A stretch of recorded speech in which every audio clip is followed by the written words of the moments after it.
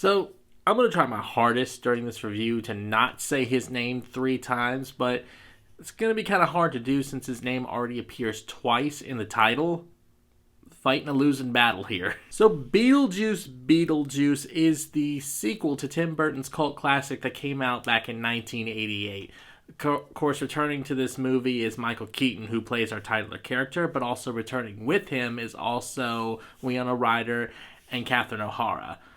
Sucks they couldn't get Gina Davis and Alec Baldwin back, but, can't always get what you want when it comes to movies. So this movie takes pretty much 36 years after the first movie. There has been a death in the Dietz family, and of course all the Dietz come back together to the original setting, to the original house, and of course, everyone's favorite demon has heard wind of this, and he's thinking like, time to go see my future bride here. Alright, that's pretty much the story in a nutshell. That's all I want to go into in depth for the story, but let's get straight to the characters. Michael Keaton. It's almost like he never left. I swear to you, Michael Keaton is iconic when it comes to playing this character. I mean, it feels like he just jumped back in. It's not even been that long since he played the character, and he just goes along with it like a natural flow, like he never left. I don't even know if this was like his lines were just like ad-lib, but it just seemed like he was just freeballing it.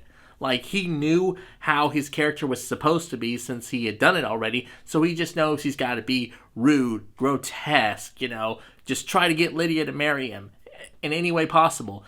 It's really awesome, but it's also good that we got a little bit more backstory into his character, trying really hard here, into his character, so we know a little bit more about how he came to be.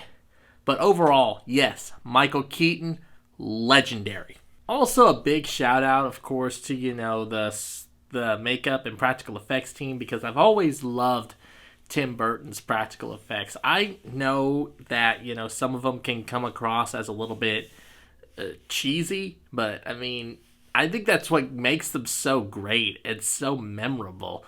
But, it was also cool, like, how we got a little throwback. Like, we got throwbacks to scenes that were in the 88 version and kind of, like, got a new, upgraded version of them. Like, of course, one good example would be the scare scene from 88. What do you think of this? You like it? So that's what it looked like in 1988, but this is what it looks like now in 2024. Is this a figment of your imagination? So, that was kind of throwback there. But, as someone who came from the 90s, I definitely think practical effects are far better. But, of course, there's some times where they try to modify things. And, they try to keep things a little bit more newer.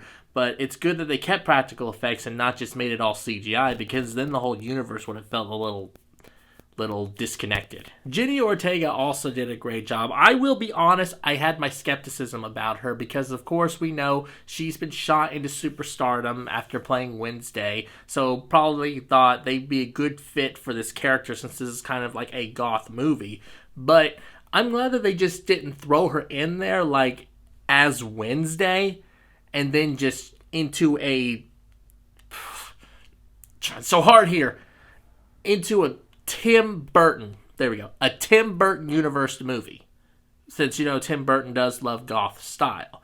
But she brought her own style to it, and I liked that about her. If they continue with this franchise and make a third and final movie, since, the first 2 movies kind of look like they're setting up for a third movie, it would be good just to see her and Winona Ryder and Michael Keaton come back. They don't even need Catherine O'Hara. Even though this is, a Tim Burton movie, it doesn't say that this movie has its flaws. And boy, for a classic sequel to a classic, it definitely has a lot of them. I'm about to have a bad case, I guess you would call, sequelitis, where, you compare the first film to the sequel, and then you start hating, and boy, I'm really going to start hating here.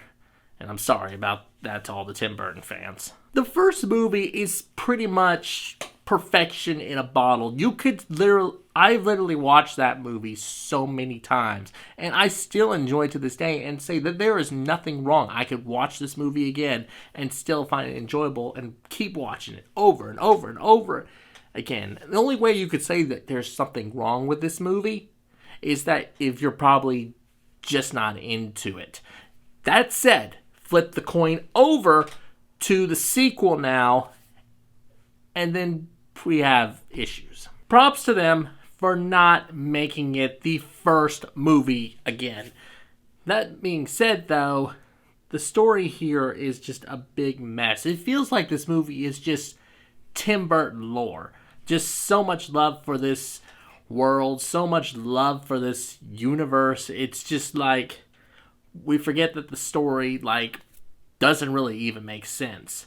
But I mean, it's just like, God, I don't want to hate on this movie because I did enjoy it, but it just seems like when you look at the first movie where it was pretty much a straight line, this movie is just scattering all over the place. I mean, you got things like, Lydia's daughter coping with, what happened, the trauma, and then, our main character has a right. And then also new characters like William Dafoe investigating murders in the Burton netherworld. It's like William Dafoe seemed like he was just thrown in there for the fun.